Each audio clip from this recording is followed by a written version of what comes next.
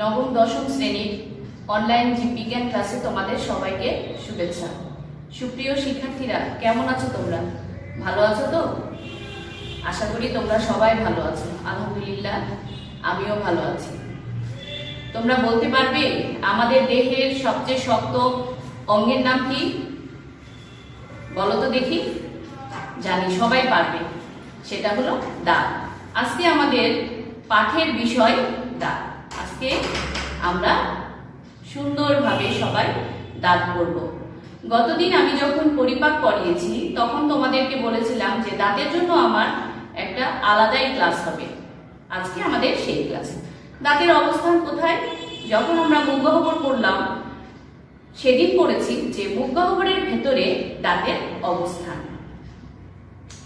তাহলে আসো আমরা দাঁত পড়ি। এই যে পাশে আমরা একটা দাঁতের চিত্র রেখেছি। এই চিত্রটা আমরা সুন্দরভাবে আজকে শিখব। কোথায় কোন অংশ আছে এগুলো আমরা আজকে জানব। প্রথমত দাঁত কি? মানব দেহের সবচেয়ে শক্ত অংশের নাম হলো দাঁত। প্রাপ্তবয়স্ক মানুষের উপরের ও নিচের চোয়ালে 16টি করে মোট 32টি দাঁত থাকে। তাহলে প্রাপ্তবয়স্ক মানুষের দাঁতের সংখ্যা কয়টি? 32টি। এখন এই যে উপরের এবং নিচের চোয়ালে আমরা বললাম 32টি দাঁত থাকে। মানব দেহে 2 বার দাঁত গজায়। কয়বার দাঁত গজায়? 2 বার দাঁত গজায়। প্রথমবার যখন দাঁত গজায় সেটা শিশুকালে এবং এটাকে আমরা দুধ দাঁত বলে থাকি। এবং পরবর্তীতে দুধ দাঁত উঠে গিয়ে 18 বছরের বয়সের মধ্যে আমাদের যে দাঁতগুলো উঠে সেই দাঁতগুলোকে আমরা স্থায়ী দাঁত বলে থাকি। তাহলে দাঁত কয়বার গজায়? 2 বার। প্রথমবার সেটা শিশুকালে, সেগুলোকে আমরা দুধ দাঁত বলি। প্রাপ্তবয়সে 18 বছরের মধ্যে যে দাঁতগুলো গজায় সেগুলোকে আমরা বলছি স্থায়ী দাঁত। এখন আমরা দাঁতের প্রকারভেদে চলে আসলাম। এই যে স্থায়ী দাঁত, এই স্থায়ী দাঁতের প্রকারভেদ। স্থায়ী দাঁত 4 ধরনের হয়ে থাকে। কয় প্রকার? 4 প্রকার। 1 নাম্বার কর্তন, incisor, ছেদন, canine, অগ্রপেশন, premolar, passion, molar. আমরা ইংরেজি নামগুলো তাদের শিখে ফেলবো। কর্তন নামটা শুনেই কি বোঝা যাচ্ছে যে কিসে সাহায্য করে? এ কাটতে সাহায্য করে। তাহলে খাদ্যবস্তুকে কেটে ছোট ছোট কাটতে কে সাহায্য করবে? কর্তন দাঁত সাহায্য করবে। ছেদন পরবর্তীতে। এবং কর্তন দাঁতের সংখ্যা আমাদের কয়টি? 8টি। আমরা এই যে এখানে দাঁতে বিভিন্ন ধরনের দাঁত আছে, আমরা দাঁতের এখানে সংখ্যাগুলো আমাদের চোয়ালের ভেতরে দাঁত কয়টা, বিভিন্ন দাঁতের কোনটা কয়টা থাকে সেটা আমরা শিখব। কর্তন দাঁত 8টি থাকে। ছেদন দাঁত আমরা কাকে বলছি? নামটা শুনেই মনে হচ্ছে যে কিসে সাহায্য করবে? ছিঁড়তে সাহায্য করে। ছেদন দাঁত খাদ্যবস্তুকে ছিঁড়তে ছেদন দাঁত সাহায্য করে। এরপরে অগ্রপেশন, নামটা শুনেই বোঝা যাচ্ছে পিষতে, অর্থাৎ চর্বণ ও পেশন কাজে কে সাহায্য করে? অগ্রপেশন দাঁত সাহায্য করে। প্রিমোলার, প্রি মানে পূর্বে, তার পূর্বে পেশনের সামনে থাকে যে দাঁতগুলো তাদেরকে আমরা অগ্রপেশন বা প্রিমোলার দাঁত বলে থাকি। এরপরে আমরা চলে আসি মোলার, পেশন দাঁত। পেশন, মোলার আমাদের কোথায় থাকবে? প্রিমোলারের পেছনে আমাদের মোলার দাঁতগুলো থাকবে। মোলার দাঁতের সংখ্যা 8টি। এরপরে চলে আসো আঁকিল দাঁত। এটা আমাদের 0 থেকে 4, অর্থাৎ কারো থাকে না আবার কারো থাকতে পারে এই দাঁতটা। মোট আমাদের দাঁতের সংখ্যা কয়টা? 32টা। আমাদের টোটাল দাঁত হচ্ছে 32। 8, 4, 8, 8, 4। এখন একটু দাঁতের, এই যে এখানে দাঁতের আমি একটা চোয়াল দেখিয়েছি। এই চোয়ালের এখানে খেয়াল করো, এই যে চোয়ালের কিন্তু এক অংশ দেখিয়েছি। এই যে চোয়ালের এখান থেকে যদি আমি মাঝখান ভাগ করে দিই তাহলে এই মাঝ বরাবর এটা আমাদের এক অংশ। এখানে দেখো আমি বলেছি একটা চোয়ালের এক অর্ধেক অংশ দেখাচ্ছি। একটা চোয়ালের কোন অংশ? অর্ধেক অংশ। এখানে এই যে কর্তন দাঁত, এই দুইটা কর্তন দাঁত কয়টি দেখাচ্ছে? দুইটা। এখানে ছেদন দাঁত একটু চোছালো হয়ে থাকে। নিজেরা যখন খেয়াল করবে, দাঁত করতে গিয়ে একটু খেয়াল করবে যে ছেদন দাঁতটা একটু চোছালো হয় কেন? এটা ছিঁড়তে সাহায্য করে। তারপরে আমাদের অগ্রপেশন, এই দুইটা দাঁত হচ্ছে অগ্রপেশন, এই দুইটা দাঁত পেশন, আর পেশন দাঁতের পরেই থাকে আমাদের আক্কেল দাঁত। তাহলে আমরা বিভিন্ন ধরনের দাঁত সম্পর্কে শিখলাম। তোমরা খেয়াল করবে, এটা কিন্তু আমাদের নিজেদের দাঁত। আমাদের নিজেদের দাঁতের কিন্তু আসলে নাম জানা দরকার, তাই না? নিজেদের দাঁতগুলোর কিন্তু আমাদের নাম শিখতে হবে। প্রথম দুইটা কর্তন, তারপরে একটা ছেদন, আবার দুইটা প্রিমোলার অগ্রপেশন, আবার মোলার পেশন, এগুলোকে আমরা আক্কেল দাঁত বলছি। আক্কেল দাঁত কারো ওঠে, কারো ওঠে না। এইটুকু তাহলে সবাই ক্লিয়ার হলে? এখন দেখো একটা দাঁতের, আমরা দাঁতের গঠনে চলে আসি। শিক্ষার্থী বন্ধুরা, আমরা দাঁতের গঠনে চলে আসি। এখন দাঁতের কয়টা অংশ? একটা পুরো একটা দাঁত, তুমি তোমার দাঁত যদি দেখো, একটা দাঁতের কয়টা অংশ? দাঁতের তিনটা অংশ। দাঁতের কয়টা অংশ বললাম? তিনটা অংশ। প্রথম অংশের নাম মুকুট। দাঁতের কয়টা অংশ?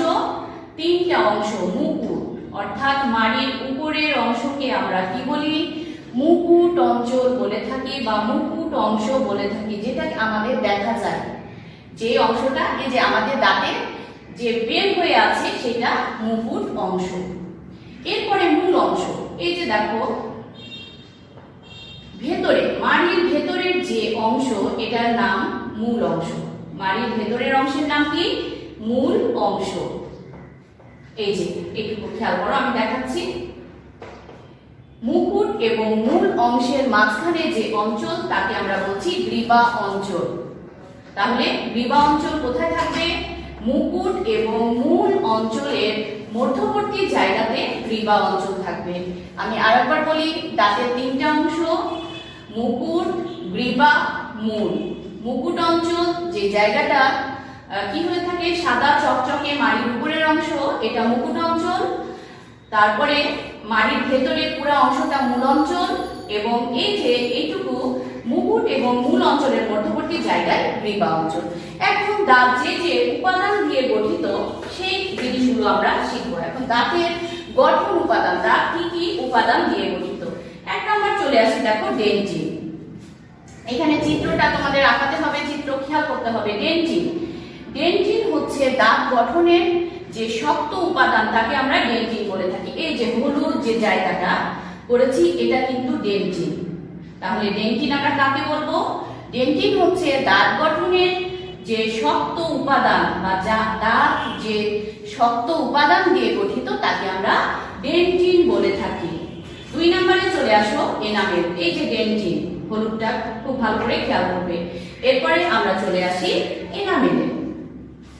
এনামেল কাকে বলছে? এনামেল দেখো মাড়ির মুকুট অঞ্চল, এই যে সাদা, এখানে আমি কিন্তু কোনো রং করিনি, সাদা রেখেছি। এনামেলের কারণে আমাদের দাঁত কিন্তু চকচক করে। যার এনামেল যত ভালো, তার দাঁত কি করবে? তত সুন্দর চকচক করবে। এখন এই যে মুকুট অঞ্চলের মধ্যে কার অবস্থান? এনামেলের অবস্থান। মুকুট অঞ্চলে ডেন্টিনকে আবৃত করে যে একটা পাতলা পর্দা, তাকে আমরা কি বলছি? এনামেল বলছি। আমি আবার বলছি, মুকুট অঞ্চলের ডেন্টিনকে যে একটা পর্দা আবৃত করে রেখেছে, তাকে আমরা বলছি এনামেল। এনামেল দাঁত গঠনের একটা উপাদান। এখন এই যে ডেন্টিন আর এনামেলের নাম বললাম, এই ডেন্টিন আর এনামেল কিন্তু ক্যালসিয়াম ফসফেট, ক্যালসিয়াম কার্বনেট ও ফ্লোরাইড দিয়ে গঠিত। কি কি? ক্যালসিয়াম ফসফেট, ক্যালসিয়াম কার্বনেট ও ফ্লোরাইড দিয়ে গঠিত। এখন এরপরে দেখো আমরা চলে আসি, ডেন্টিন শিখলাম, এনামেল শিখলাম। এরপরে আমরা আসবো দন্ত মজ্জা, বা সেটাকে আমরা পালস বলে থাকি।